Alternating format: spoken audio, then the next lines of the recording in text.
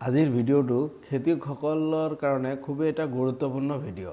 যিসকল খেতিয়ক আছে বা কিষাণ আছে তেওঁলোকৰ কাৰণে খুবেই গুৰুত্বপূৰ্ণ এটা ভিডিঅ'। চৰকাৰৰ ফালৰ পৰা নতুন এটা পোৰ্টেল লঞ্চ কৰিছে আৰু সেই পোৰ্টেলত প্ৰত্যেকজন খেতিয়কে ৰেজিষ্ট্ৰেশ্যন কৰিব পাৰিব।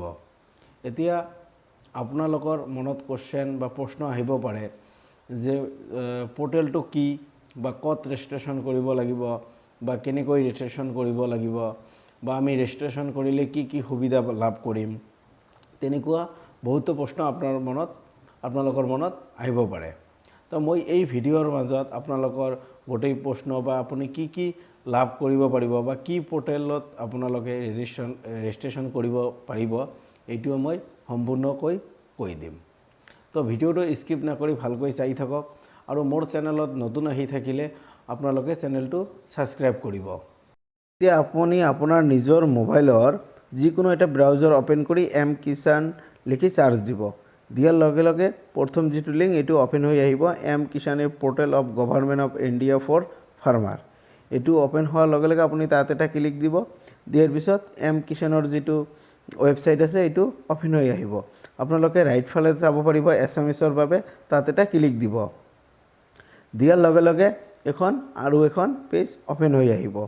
অহাৰ পিছত আপোনালোকে ইয়াত দেখিব পাইছে 1 নম্বৰ কলম যিটো আছে কিষাণ কল চেণ্টাৰ পঞ্জীয়ন, আপোনালোকে এইখন পঢ়ি ল'ব পাৰে ভালকৈ।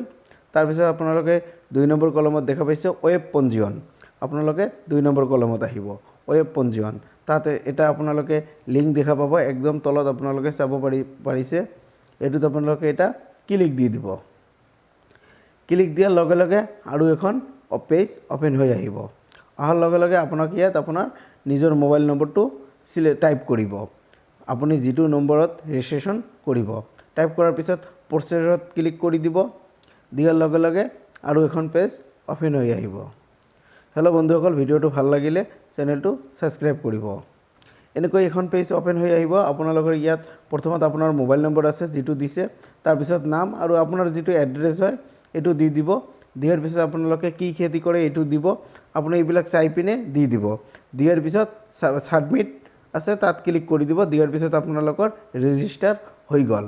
এতিয়া আপোনালোকে চৰকাৰৰ পৰা যিকোনো নতুনকৈ যোজনা আহিলে আপোনাৰ মোবাইলত নটিফিকেশ্যন হিচাপে যাব।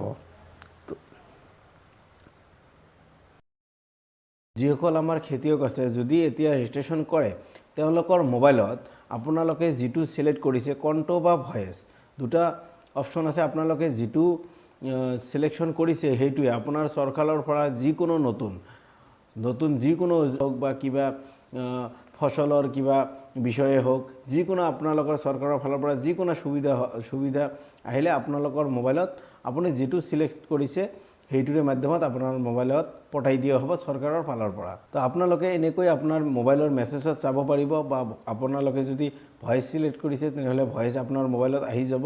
এনেকৈ আপোনালোকে চৰকাৰৰ বহুতো সুবিধা উপভোগ কৰিব পাৰিব। আপোনালোকে যিটো মোবাইল নম্বৰ দিছে সেই নম্বৰতে আপোনাৰ